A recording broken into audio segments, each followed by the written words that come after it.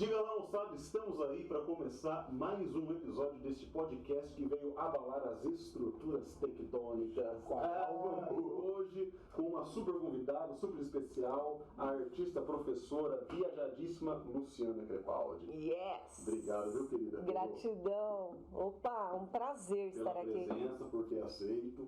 Mas, Lu, você sabe tão bem quanto nós que a gente vive num modo de produção chamado capitalista. Eu acho que no Brasil ele não vai acabar. Não. Então, antes da gente conversar sobre você e sua obra, a gente precisa faturar um real, né? Não vai ter jeito. Carlos. Tá moiado. Tá complicado. Tá difícil, leite custa caro.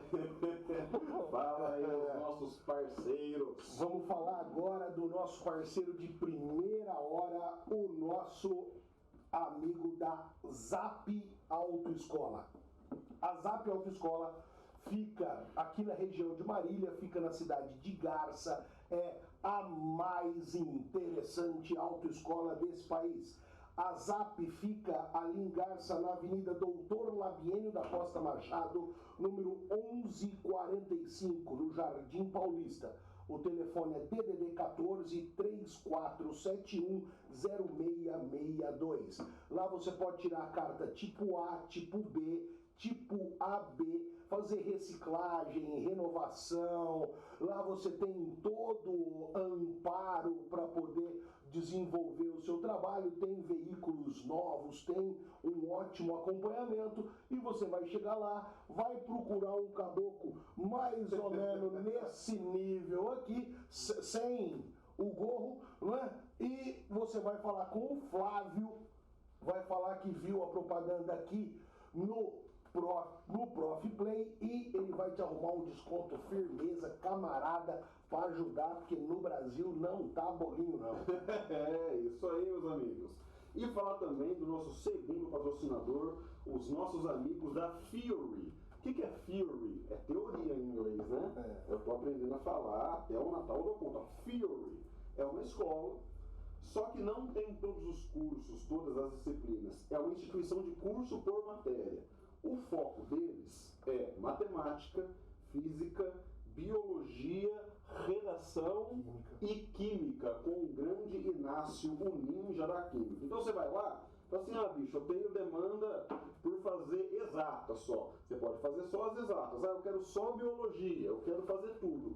Tudo dá negócio. Quanto mais serviço você contrata, evidentemente mais interessante vai ficando o preço. Além do que, ter um bom serviço também de aulas particulares. Então lá vai ter aula de biologia com o Hector, vai ter aula de matemática com a Luísa Marega. É um time selecionado a dedo, são só os chiques e famosos de Marília. E por causa disso, entre as estrelas intelectuais da Fury, você vai ter uma vez por mês uma aula ou de atualidades ou de geografia política comigo ou com o Carlos. A gente está dando essas aulas lá desde o meio do ano. Já teve bonapartismo no Brasil, guerra na Ucrânia, cultura do estupro, diferença de esquerda e direita. São só temas super interessantes, sobretudo para formar o seu repertório enquanto vestibulando, que tá aí, né, meu amiguinho? Domingo agora já tem o Unicamp, depois o Enem, depois o Nesp.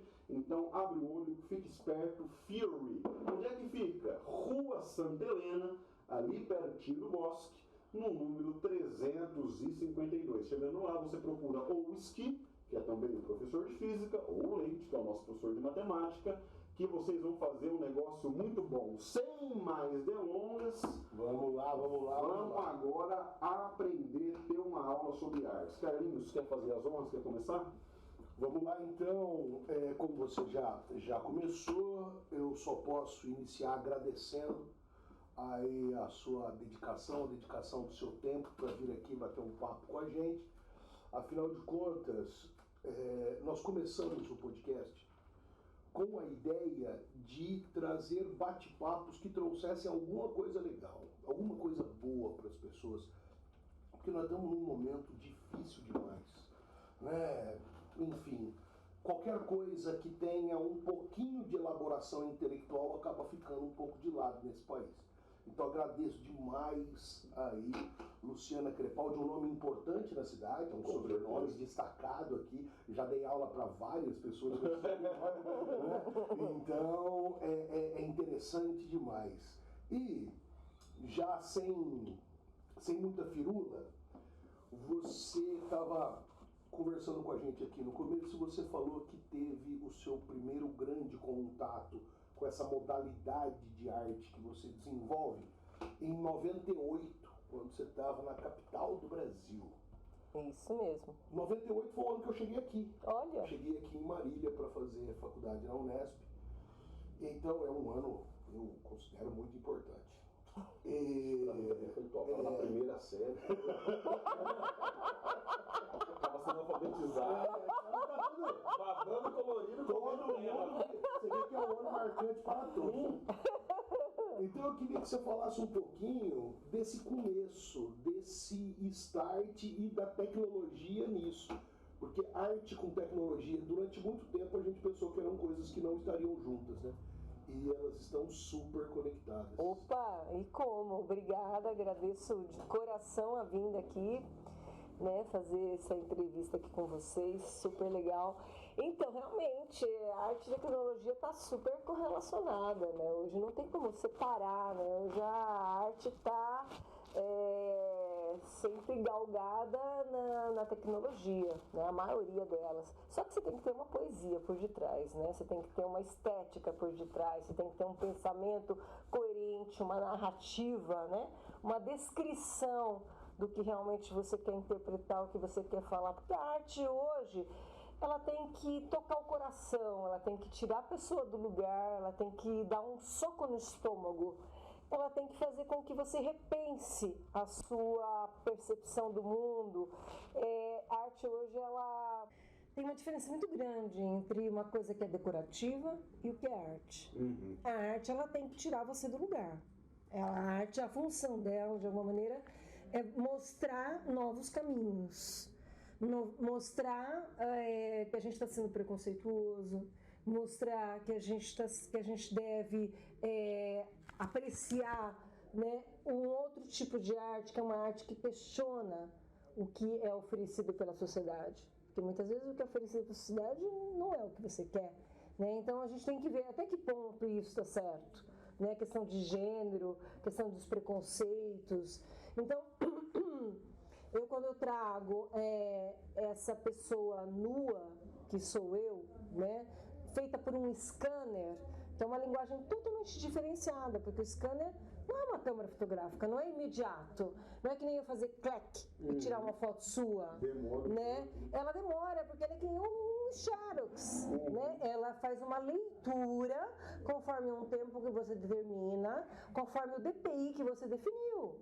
Se é 300 DPI, você pode ficar o dia inteiro ali em cima do scanner. O que é DPI?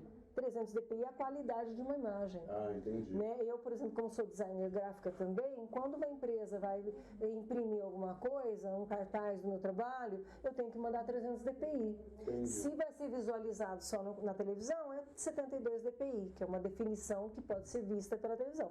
Para ser impresso num catálogo, é a 300 DPI. Então, quando eu me escaneio, eu posso pedir uma definição altíssima, 300, só que a luz vai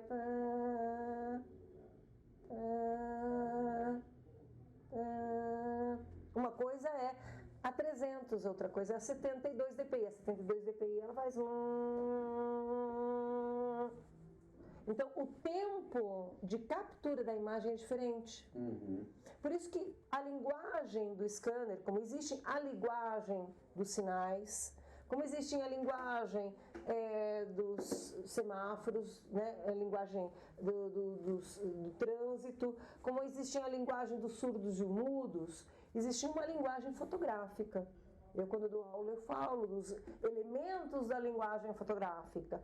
O scanner também possui sua linguagem fotográfica, imagética, mais do que fotográfica, porque não é uma foto, porque não é feito com uma câmera fotográfica, é feito com um scanner, por isso que eu chamo de imagem. E essa imagem, ela decorre um tempo para ser produzida, que é essa luz Como o Xerox, quando você vai tirar um Xerox em casa, lá na loja, você põe no documento, existe um tempo para que aquela luz passe, para capturar essa imagem. E essa imagem já nasce digital. Tem uma imagem que já nasce digital. Não é que eu escaneei uma imagem de um papel que eu fiz com foto. Não, é eu sobre o scanner. Né? O elemento sobre o scanner. Então é toda uma linguagem diferenciada e que propõe um questionamento, né? Que propõe um tipo de beleza estética, formal. Né? Tem que caber no 30x20.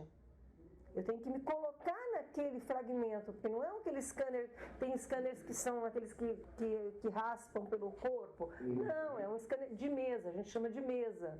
É um scanner que você põe em cima de uma mesa. Né? É um Xerox, né? É um 20x30, é um A4. Né? E naquele espaço eu tenho que determinar o que eu vou colocar de corpo ali. Que parte do corpo, como, o que eu quero falar disso. Isso nasceu em 98, terminou em 2006. Durante todo esse período da minha vida eu me escaneei, eu não tinha câmera fotográfica, eu só fui comprar câmera fotográfica digital em 2006. Antes eu tive aquelas Polaroids quando eu tinha 16 anos de idade, aquela que saía na hora, sabe? Que era linda, meu pai comprou isso. Tem uma formação dos meus pais usavam Super 8, 16 milímetros, né? Meu pai trabalhava com filme, gostava de filme, comprava muito isso. Então, quando eu nasci, né, eu via meu pai projetando na parede o Super 8, 16 milímetros do casamento dele, do nascimento da minha irmã, da minha outra irmã, de 1955. Imagens de 1955. Feitas pelo meu pai com um Super 8 de 16 milímetros. Então eu tive uma cultura imagética, entende? A cultura imagética me nasceu aos 3 anos de idade, quando meu pai projetava na parede as imagens do casamento dele. E a lua de mel dele, aonde ele filma minha mãe filma ele. Minha mãe com 17 anos de idade, a câmera assim, e meu pai correndo, né? E meu pai põe a câmera na grama, e meu pai e minha mãe deitado na grama, meu pai esperando ela correndo, ela vem correndo e abraça ele, se autofilmando, sabe? Uma coisa onírica, né? Um sonho fora do normal. Então é lógico, eu tenho já esse aprendizado. Fiz artes plásticas 6 meses na UEL. Acabei parando, porque meu pai falou, não, Lu, vamos para a arquitetura que é melhor, que construção dá mais dinheiro, artes não dá. Ele não tinha essa consciência, eu também não. Como meu pai era construtor, eu caí na arquitetura, fiz 5 anos, que também é legal, mas não era o que eu queria. Nisso eu fiz artes plásticas, fiz designer gráfico, e no designer gráfico me compro um scanner. Em 98, quando o scanner vira uma coisa comercial a nível doméstico. Porque antes era o scanner, você só ia lá com um documento RG, me dá. Tipo na papelaria. Na papelaria, você vai lá, me faz um xerox desse meu documento, por gentileza, né? Mas não dá pra você chegar lá, dá licença, deixa eu sentar aqui no seu xerox. Então não dava, né? Então quando eu compro um scanner por R$30, eu me descobri.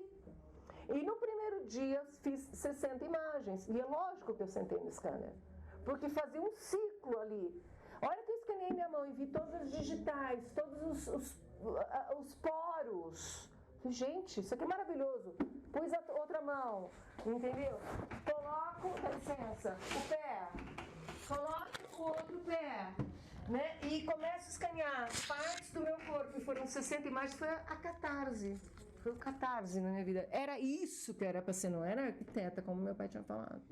Era artes plásticas, como eu tinha começado. Mas tudo bem, a gente volta para a vida, né? Sim, tem os ciclos, né? A gente volta. Então o scanner foi aí. Ele surgiu nesse período. Comecei a escanear minhas costas, eu de pijama. Quando eu me escaneei pela primeira vez, fiz essas 60 imagens. Eu morava em Brasília, eu trabalhava no Correio Brasiliense, o jornal mais importante de Brasília. Fui até lá com os papelzinhos impressos e entreguei para o diretor do jornal Correio Brasiliense, Chico Amaral, um grande amigo meu, artista plástica, que hoje mora em Barcelona. Eu falei, Chico, o que é isso? Ele falou, Lu, isso é arte. Eu falei, por quê? Porque você está involucrando a sua vida. Você está contando os seus sentimentos, você está colocando o seu corpo, você está colocando suas dores, suas inquietudes, e você está utilizando um meio totalmente totalmente diferenciado. Isso não é comum, um scanner escanear o corpo. Segue, faça mais. Eu saí de lá, fui para minha casa e comecei a me escanear. E o primeiro mês foi o mês mais intenso da minha vida. Foi quando eu queria saber como é que eram as minhas costas. Aí eu escaneei minhas costas, né? Horizontal. Eu tinha que armar estruturas para escanear minhas costas. Tive que sentar, colocar uns livros, ver que parte que faltava. Aí entrou um pouco da arquitetura minha, que eu já sabia como é que eu ia me dividir. Aí eu ganhei um pijama de abelhas apaixonadas, umas abelhas. Eu já estava em Barcelona morando, porque em 98 eu comecei a me escanear. Em 99 eu fui convidada para trabalhar em Barcelona junto a uma exposição sobre a cidade de Brasília. Fui com uma equipe lá e acabei ficando. Só que lá eu levei um DVD do trabalho de scanner. E eu tinha um passaporte italiano. Era a primeira vez que eu ia para a Europa. Primeira vez que eu pegava um avião. Fui para a Europa, Barcelona, e com esse DVD. E aí eu taquei de porta em porta, falei, olha, em cada galeria, sou Luciana, tem esses papelzinhos aqui, quer ver com esses papelzinhos? A primeira galeria, nas Ramblas do Planeta, como dizem Caetano Veloso, que é em Barcelona, a primeira galeria que viu meus papelzinhos, falou, Lu, vamos fazer uma individual aqui. Essa mesma galeria metropolitana de um artista muito importante, também essa galeria, me levou para Arco, que é a primeira feira mais importante de Espanha, Arco em Madrid, feira de arte contemporânea, que é tudo exposição em grande formato, a minha obra de 2 metros por 2 metros. Lá eu vendi minha própria obra, fazendo de conta que era funcionária da galeria. Olha, essa artista é muito boa, vocês não sabem, mas ela se escaneia, vocês sabem como é que é? Nossa, ela se entrega e tem todo o trabalho. Eu vendi a minha obra, entendeu? Então, quer dizer, a força determinante, né, vem de dentro, né, das suas inquietudes, Hoje, como eu sou professora de arte, de fotografia autoral, onde você vem com uma ideia para mim, você vem com a sua inquietude, você vem com os seus medos, você vem com as suas ideias e me propõe um projeto artístico.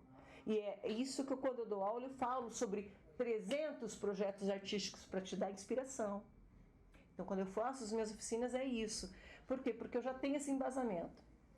E lá em Barcelona, eu expus em vários lugares, porque aí fui batendo de porta em porta. Sabe o que eu estou lembrando aqui, Luciano?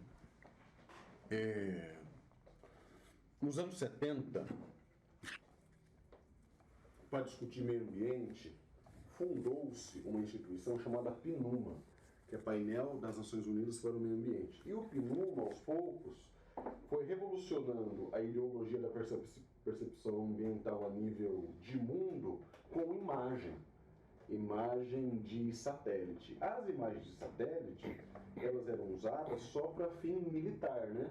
Mas a partir do momento que o debate ambiental foi ganhando mais corpo, essa finalidade militar, ela foi até suplantada, inclusive foi substituída para você fazer, na verdade, uma verificação da retração dos biomas e expansão de outras atividades. O uso da imagem de satélite revolucionou a percepção ambiental do mundo, porque quando nos anos 80 começaram aquelas grandes crises e houve o acidente de Chernobyl e mudança climática, buraco na camada de ozônio, já estava tudo razoavelmente comprovado por causa da produção das imagens. Então, a linguagem e a técnica do satélite, de fato, provocou uma revolução no planeta. Você falando do seu trabalho, é muito encantador, dá vontade de ficar o dia inteiro ouvindo. Não é só uma questão, não é só um produzir imagem, é produzir imagem segundo uma linguagem e uma técnica diferente, né? Onde você acha que a escanografia que você produz toca em elementos que em geral a foto não toca? A própria linguagem é diferenciada, né? Como eu expliquei, uma coisa é fotografar o momento exato. Clique. Te faço uma foto, clique-claque. Te faço uma foto, a não ser que eu utilize do recurso de longa exposição da câmera fotográfica, que pode ser mais do que 30 segundos se eu quiser. Eu abro o obturador, vou capturando a imagem e depois de 30 segundos eu fecho o obturador. Isso é uma longa exposição. Eu, como professor de fotografia, utilizo essa técnica também. o scanner ele tem uma longa exposição de alguma maneira. Por quê? Porque não é clec-clec. Né? É uma foto é uma imagem que se realiza, que é realizada por um período de tempo de um rastreio de uma luz. Você tem que ficar parado. Você tem que ficar parado. Isso gera uma angústia, gera um pensamento, gera uma reflexão. Eu estou ali refletindo, já é diferente aí, sentindo, percebendo, manipulando. Esquenta a luz quando passa pela pele? Não, mas eu posso movimentar as mãos, eu posso torcer, eu posso diluir, eu posso fazer uma diluição na imagem, eu posso ser um outro ser que eu não sou aquele, eu posso me entregar de uma outra forma, ou seja, é uma linguagem totalmente diferenciada. Então o scanner aporta nesse sentido o tempo de sensação, o tempo de percepção, o tempo de criação da imagem, do sentir, né, do ser, da minha existência, né, ou da existência dos demais, porque eu escaneei outras pessoas, escaneei minha mãe. Né, então existe um momento que você tem que estar ali, que você está respirando, que você pode atuar, você pode mexer. Diversas eu faço com deformação, com a diluição da imagem. Né, porque na verdade a gente está fragmentado no mundo de hoje. Hoje a gente não está íntegro. Então, essa questão que acontece muito no mundo de hoje é um mundo fluido, né? A gente está numa fluidez constante, os namoros, os amores, é um mundo fluido, né? Bauman já fala sobre isso. Então, e ao mesmo tempo a gente está num mundo muito fragmentado. A gente não está nunca completo por si próprio. Então, o scanner revela isso. Ele revela que a gente está nesse mundo fragmentado, que a gente se desconhece, né? Então, ele entra com essa percepção, ele entra com essa condição humana, sabe? Onde a gente está fragmentado, onde a gente está diluído, onde a gente está ainda em construção, onde a gente está buscando o nosso ser, a gente ainda não se encontra, a gente não sabe muito bem o que a gente é. A gente não sabe o que vai ser na vida, na morte, o que vai acontecer depois da morte. Quer dizer, existe toda uma angústia, um medo, toda uma reflexão sobre essa nossa existência. Então, o scanner, ele provoca isso. Ele provoca isso como ferramenta. Tá? Não sei se eu te respondi mais ou menos essa... O que você está dizendo, na verdade, é que é uma experiência toda diferente. É toda mais íntima, mais complexa, mais demorada. Acho que até mais psicanalítica no sentido. Super! Outra perspectiva, né? Outra perspectiva. É outra entrega. É outra entrega, inclusive porque eu já observei, às vezes eu começo e fico 3 horas me escaneando. Sabe o que são 3 horas escaneando? Você escaneia pé, bunda, perna, cara, e depois você vê que não é isso, e você volta a se escanear e você fala, mas eu tô assim. Aí você começa a ver o seu estado emocional, o seu estado de espírito. Né? Eu consegui muitas vezes descobrir o meu estado emocional através do scanner. É como se eu tivesse um psicólogo. Como se o psicólogo pudesse me dar uma resposta. Você está bem, ou você está triste, ou você está ansiosa, ou você está... Né? Então, e ao mesmo tempo, esse feminino nosso, essa liberdade feminina de mostrar o que a gente quer ser, como a gente é, sabe? Sem esses artifícios. Então, um pouco esse lado feminino eu também demonstro. Eu peço, sabe, eu levanto a minha bandeira. Né? Deixem nós sermos, todos nós sermos o que nós queremos ser. Deixa o nosso corpo ser como ele é, sem ter que passar por cirurgias, sem passar por várias coisas. A gente é isso. Né? E a gente é um ser que chora, é um ser que ri, é um ser que tem medo. Nós somos isso, a gente é fruto dessa estrutura toda. Por mais que a gente tente falar, não, eu sou poderosa. Não, a gente é frágil também, mas a gente também tem poder. A gente também tem um empoderamento, né? A gente pôs vocês para nascer, né? Né? A gente, né, quer mais empoderamento, a gente deu a vida, né? A gente deu a vida ao ser. Falando de nascimento, eu vou fazer uma pergunta, uma abordagem que é algo que eu acredito bastante. Eu trago um ditado desde a minha infância, lá de Jabuticabal, que diz assim: de pé de manga não nasce abacate. sem qualquer tipo de juízo de valor, mas a gente acaba sempre sendo algo da nossa origem. Você é uma artista global, não no sentido da Rede Globo, sim no sentido do mundo. Uma pessoa que vive essa dinâmica de forma bastante plena. Mas eu queria que você falasse um pouco da sua origem, de você, de Marília, das suas perspectivas, do quanto essa cidade, do quanto a sua história aqui, onde você passou, onde você estudou, e o quanto isso contribuiu para que você traga essa artista tão importante para a gente hoje. Ah, legal. Bom, eu nasci em Marília, né, em 1966, ou seja, eu tenho 56 anos. Nasci um dia antes do dia 6/6/66. Eu sempre falo que minha mãe podia ter esperado um pouquinho. Porque, bom, 66 já é cavalo de fogo, não sei se já ouviram falar, no signo chinês. E na China mataram as meninas que nasceram em 66 porque tinham uma personalidade muito forte. Nossa. Eu sei disso porque não tem nenhum namorado que fica comigo, entendeu? Quem dirá marido? Bom, enfim,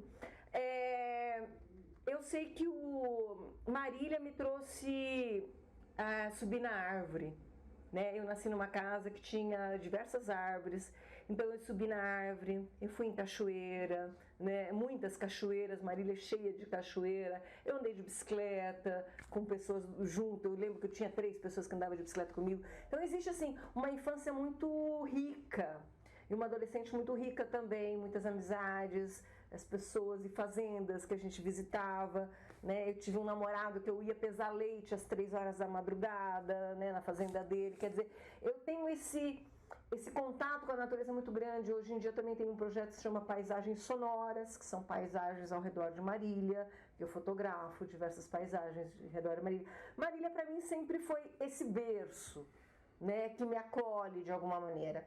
Mas como Marília é uma cidade pequena de alguma maneira a nível artístico, né? Ela não tem abrangência que uma Europa, é lógico, né? Ter ido para a Europa, né? Eu tenho formação de arquiteta, fiz em Campinas, na PUC de Campinas, que é uma universidade humanista, né? Da qual a gente tem um pensamento humanista, né? Uma igualdade para todos e tal. Então é uma arquitetura diferente, é a segunda faculdade de arquitetura mais importante do Brasil, depois da Mackenzie. Então, assim, eu tive formação de arte 6 meses e designer gráfico intuitivamente. Então o scanner, ele realmente me resolveu muito a minha vida, porque ele falou que eu era artista. E quando ele me decidiu falar que eu era artista, que foi nesse dia que eu me escaneei, que foram 60 imagens, que foi uma catarse, e foi onde nasceu esse livro, onde eu plantei essa árvore, onde nasceu esse filho, né? Ele me deu essas asas, ele me deu essa coragem, ele me determinou, ele falou, nossa, é aí, Lu, você é artista, você não é arquiteta mesmo, né? Eu cheguei a fazer física na UEL, inclusive, você não é física, né? Você é artista mesmo, segue em frente, porque é ali o caminho. Se você depois vai comprar uma câmera fotográfica ou de vídeo, que foi o que aconteceu já, né? Isso é o de menos. Você já sabe que você é capaz de produzir arte, você já sabe o que é arte, você já sabe o que você deve falar com o público e como, né? A ferramenta você já tem, uma ferramenta inusitada, né? Porque está lá no Xerox. Né? Já teve uma pessoa muito importante, que eu acho que é a de Nilson, não me lembro o nome, perdão, mas que se escaneou, né, que se xerocou. Até teve uma exposição agora há pouco no museu aqui em São Paulo. Enfim, o scanner me surgiu desse jeito. E é lógico, esse é o Francisco Amaral, o Chico Amaral, que me falou, o diretor do jornal do Correio Brasiliense em Brasília. Quando ele fala que é arte, sendo ele um artista, né, conhecedor do que é arte, né, ele me impulsiona para isso. Como eu de lá já fui para Barcelona, e em Barcelona eu já toquei em cada campainha, bati na porta de cada galeria que eu achava interessante, e a primeira já me promoveu e já me levou para os outros museus, daí foi muito mais fácil.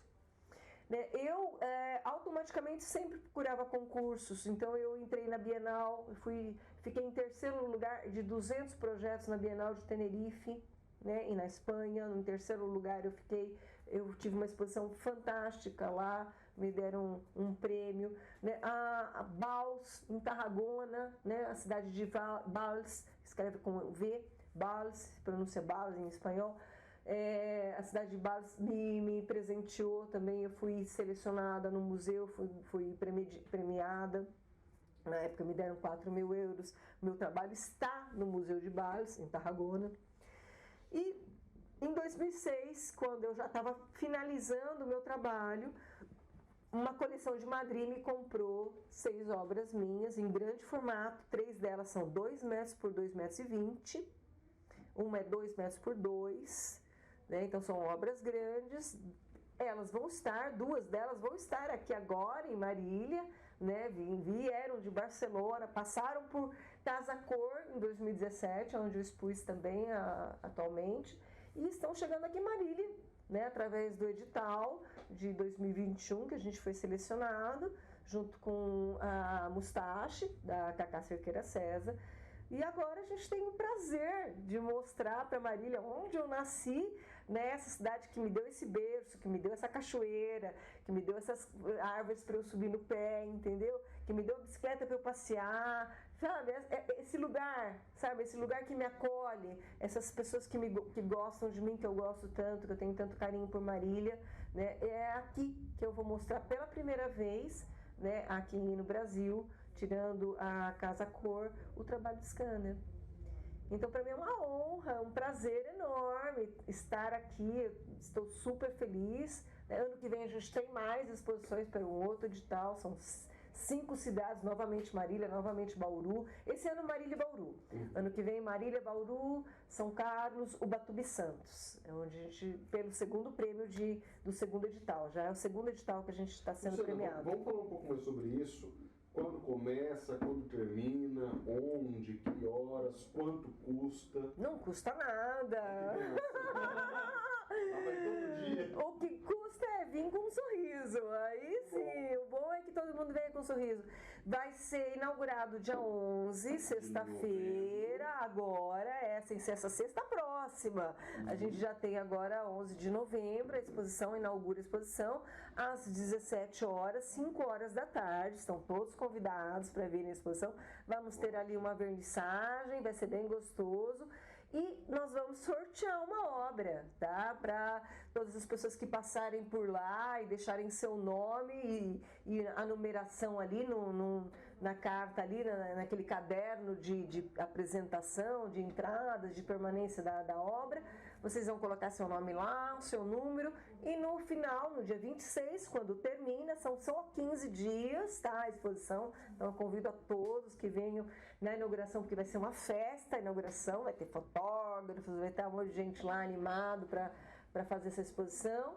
E vai ser muito legal, porque vão ser apresentadas 4 obras, 2 obras de 2 metros por 2,20 metros, uma obra de 3,5 metros, que foi exposta no MACBA, o maior museu e mais importante museu de Barcelona. MACBA é Museu de Arte Contemporânea de Barcelona, que, né, a arte contemporânea é uma arte que é dos nossos tempos, né, uma arte de vanguarda, né, de vanguarda, é uma arte nova, atual, uma arte que revoluciona, é uma arte que tira você do lugar, né, é uma arte que te informa alguma coisa. Então é uma arte hoje importante da gente consumir e entender. Por mais que a gente chegue e não entenda muito bem, né, vai estar lá a artista, né, podendo explicar um pouco como é que foi a minha relação, mas é lógico, ela já possui uma estética que todo ser humano, ele tem uma experiência estética dentro de si. A experiência estética, ela é fundamental na vida de hoje, no mundo de hoje, né?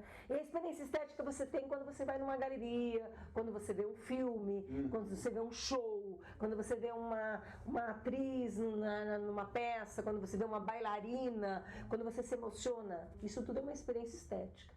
A gente vai adquirindo experiências estéticas durante a vida. E as experiências estéticas são as que alimentam a nossa alma. Porque quem alimenta o corpo é o supermercado, tá? E quem alimenta a alma é a arte. Então, sem arte, a gente tem um vazio gigantesco. Você sabe que isso me lembrou uma história, né, que eu estou até muito curioso para ir na exposição. Seguramente conseguirei ir pelo menos um dia, quero poder ir mais. Mas eu lembro que quando eu era menino de colégio, quando eu olhava o livro de história do Brasil monárquico, falava-se muito do quadro do Pedro Américo, o Grito do Piranga, né? E assim, mas é colocado num excerto, é tão curtinho no livro, que aquilo é a coisa mais sem graça do planeta, né? Eu não entendia por que citava todo o livro, o diabo, no mesmo quadro, até que eu fui no Museu do Ipiranga. Você já viu esse quadro de perto? Meu irmão, eu acho que deve ter uns 4 metros de altura, é gigantesco, cara. Que lindo. E aí você fica completamente embasbacado com aquilo, porque onde é que eu quero chegar com isso? É a experiência estética aí. A gente lê o seu release e tudo, e assim, eu já fiquei impressionado com o trabalho, vendo um pedacinho dele, um excertinho até no celular. Agora, eu tenho certeza que vê-lo ao vivo, nesse tamanho, nessa proporção, sem falar das luzes, do ambiente, das pessoas e das cores, do cheiro, seguramente é uma outra coisa que fica para sempre. Né? Ai, bom ter falado em cheiro. Eu vou passar uma canela e um cravo que eu tenho, um álcool. Eu vou deixar lá para as pessoas já sentirem esse... Olha, boa lembrança. Porque realmente essa percepção eu gosto, entendeu? Não só a percepção visual, mas o conjunto da obra, né? A entrada, né? Sentir ela como ela vai estar no ambiente. Essa obra, eu consegui, desde quando eu cheguei em Barcelona, já faz mais... Eu fui para lá em 99, né? E justo por causa da premiação da coleção de Madrid, que comprou 6 obras minhas em 2006, compraram 6 obras minhas, justo por isso eu consegui, eles me pagaram 14 mil euros na época, eu consegui um apartamento que eu mantenho até hoje lá, alugado, não é meu. E eu mantenho obras minhas lá, inclusive em grande formato, esperando novas exposições pela Europa. E pela Europa eu expus, através dessa galeria que me acolheu, expus no MACBA, né, expus em Arco, que é essa feira de Madrid, que é super conceituada, que é obras de arte contemporânea, só fotografia em grande formato. Lá não tem uma fotografia pequenininha, é só grande formato mesmo, que é uma tendência da arte também, não dizendo que não pode fazer coisas pequenas. Sim, pode, mas existe uma tendência também na fotografia em grande formato, tá? Então eu expus também através dessa galeria em Nova York, Canadá, uma galeria de Canadá me conheceu, me levou para Nova York. Eu me metendo nos concursos, consegui em Tenerife, como eu comentei para vocês, né? Já expus na Alemanha também, já expus na França, já expus em Portugal. Quer dizer, lógico, né? Estando em Barcelona, com um trem você já, né, consegue facilmente para a Itália, para outros lugares.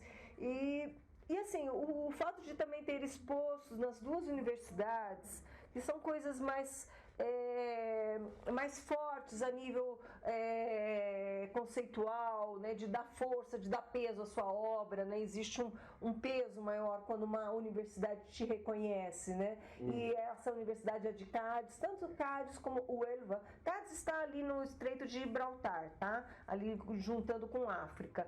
Então, tanto Cádiz como o Huelva, com H, que é do lado, né, foram 2 universidades que me incentivaram muito e me ajudaram muito, porque eles mesmos produziram catálogos que foram distribuídos a todas as universidades da Espanha, o catálogo meu do trabalho do scanner. Então, todas as universidades de Barcelona, da Espanha, perdão, tem um catálogo meu do Escaneando-me lá. Tanto é que hoje, se você busca no Google, Luciana Crepaldi, você vai encontrar as 3 teses, os 3 PDFs de 3 teses de 3 doutorados de universidades espanholas, universidades de arte, aonde eu e o meu trabalho de scanner é uma referência na arte da escanografia, um termo que eu mesmo desconhecia. Eu sei que em Cuenca existe um museu de xerox, de quem começou a fazer xerox, arte com xerox. Tem até um filme que um casal transa em cima de uma máquina de xerox. Eu não me lembro o nome, mas todo mundo me fala quando eu tiro, né, o meu trabalho, o pessoal fala, você conhece esse filme? Tô pra ver ainda, inclusive, ele, que eu quero ver como é que é. Mas assim, pra você ver que ele é uma linguagem muito específica, é uma linguagem que hoje, inclusive, existe várias pessoas que escaneiam o próprio corpo, flor, o gato, já vi o gato escaneado, já vi peixe escaneado, já vi tudo escaneado, entendeu? Quer dizer, é lógico. Agora, eu que comecei praticamente, porque foi em 98 quando surgiu o scanner comercial. Então, esse é o grande... Agora, ele foi o estupim para eu saber que eu era artista e com a câmera fotográfica também produzir coisas, porque eu não parei com o scanner, eu continuei a minha arte com câmera fotográfica, mas eu também ainda continuo conceituando para executar a obra, entendeu? Muito bem. Para poder a gente se encaminhar pro final, né, que infelizmente o horário é algo que nos escraviza. O tempo não para. Eu gostaria que você falasse um pouquinho pra gente de algo que eu entendo pelo pouco que eu conheço da sua arte, que é a importância do destacar do corpo feminino como um elemento de luz, um elemento de trazer a ideia da arte, o corpo feminino como um ser artístico. Eu não sei se eu entendi bem, mas o contato que eu tive me trouxe essa ideia, né, de uma construção artística pela natureza. Eu queria que você falasse um pouquinho sobre essa dinâmica dentro da sua obra. Eu acho que nós mulheres, a gente sabe que na história da arte o mundo masculino foi muito mais significativo, né? Sempre teve muito mais artistas, Picasso, Salvador Dalí, do que artistas mulheres. Inclusive teve artistas mulheres amantes do Picasso que sempre foram, sabe, escondidas, nunca entraram na luz, né? Eu acho que eu, ao me escanear, de alguma maneira reivindico esse espaço da mulher artista, né? E esse espaço para mostrar como nós somos e não como os homens desejam que nós somos, né? Inclusive eu tenho uma obra minha que não é do scanner, que é feita com fotografia, com autorretrato também, que são as minhas pernas, que em vez de um sapato alto, que faz mal, não sei se vocês sabem, não sei se vocês já usaram, um sapato alto, de fino, de 15 centímetros, mas dói muito. Mais de 4 centímetros já é um problema enorme para as costas, para as pernas, para a coluna, para não sei o que, para a joanete. Quer dizer, eu coloco 2 parafusos, porque eu não tinha prego, eu estava em Barcelona na época, em vez de salto alto. Então é meu pé nu e aquele ferro que me dói demais. O que eu estou falando? Espera aí, gente, a gente não precisa daquela perna elegante para ser elegante.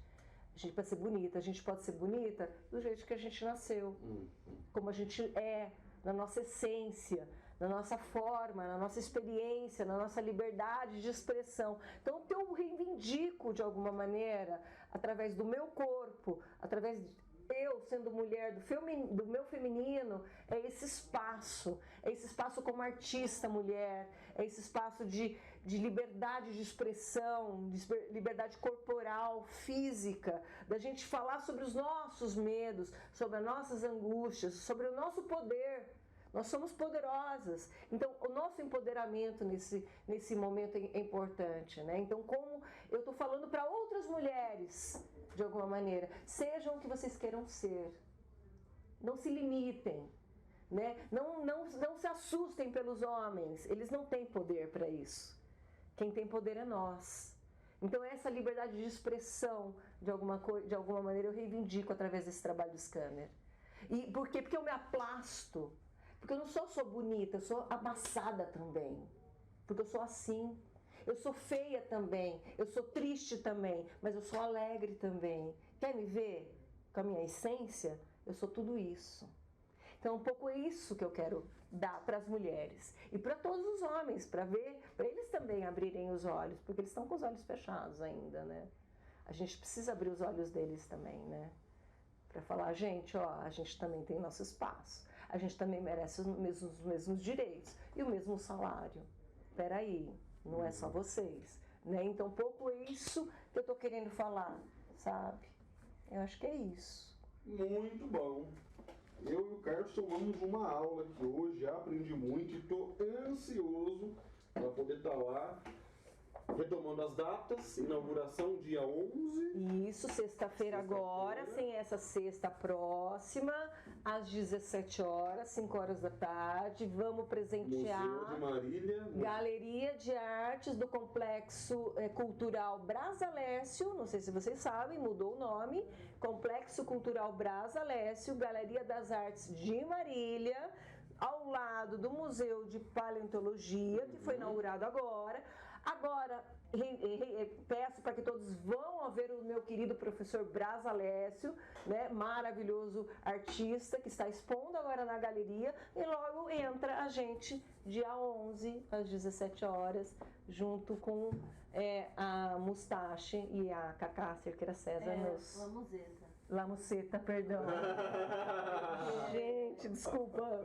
Lamuceta, dá pra corrigir isso? Volta, fala. Não vai dar pra editar tudo. Não vai, não. Eu sempre erro esse jeito. Pode. Posso falar de novo? Pode, não tem problema. Então tá, a exposição nossa vai ser agora, dia 11, às 17 horas, junto com a Lamuceta e a Cacá Cerqueira César, minha querida, que está nos ajudando, está patrocinando esse trabalho, está promovendo esse trabalho, está organizando, minha sócia querida, maravilhosa. E vamos lá, dia 11, expor às 17 horas na Galeria das Artes, no Complexo Cultural Brasalécio, onde eu super recomendo vocês verem a exposição do Brasalécio. Até dia 26. Provavelmente deve ter... Dia 26 vai ser o sorteio. Isso, não é isso? O isso. sorteio da obra no dia 26. Isso, finalizando. A partir das assinaturas da presença lá. Né? Isso mesmo, a partir do mundo, as pessoas que vão estar entrando. Quente, hein? Apartamento ia ficar bonito, né? Vai ficar bonito, a gente vai... Se eu ir várias vezes, eu concorro a vários... Vai todo dia. Vai, bota outro nome, você tem que botar outro nome, você botar uns apelidos lá. Você falou que comprar em euro, pra mim comprar vai ser difícil. Mas o meu super cachê não vai dar conta. O que vai ser legal é que todo mundo que vier na exposição, né, que coloque o seu nome lá, vai ter uma numeração. No final da exposição, depois de 15 dias, só temos 15 dias, no dia 26 a gente vai selecionar, né, vai sortear, quem vai ser o felizardo, o contemplado, ou a contemplada da arte, que vai ser do trabalho do scanner, assinada por mim, né? Então vai ser um presente bem valioso. Futuramente vai ficar caro, que nem, não sei se vocês sabem, o Picasso, quando ia nos restaurantes, ele, em vez de pagar a conta, ele pegava o guardanapo, assinava e falava, ó, tá pago a conta, inclusive esse guardanapo você guarda que vai virar ouro depois. Eu vou fazer isso. Eu tô fazendo as coxinhas explicando a fragmentação da Iugoslávia. Você sabia que até no 91 a Croácia... Cacá, obrigado. Cacá não. Cacá tá aqui, né? Cacá tá junto, isso aí. A gente filma Cacá aí. Filma Cacá, isso, Cacá. Pode até falar umas palavrinhas, né, Cacá? Eu acho, não tem microfone. Ai, não tem microfone, verdade. Cacá que indicou a Luciana. Luciana, obrigado, viu? De coração. Opa, gente, agradeço de coração vocês. Até a próxima. Opa, valeu, gente. Tchau. Obrigada.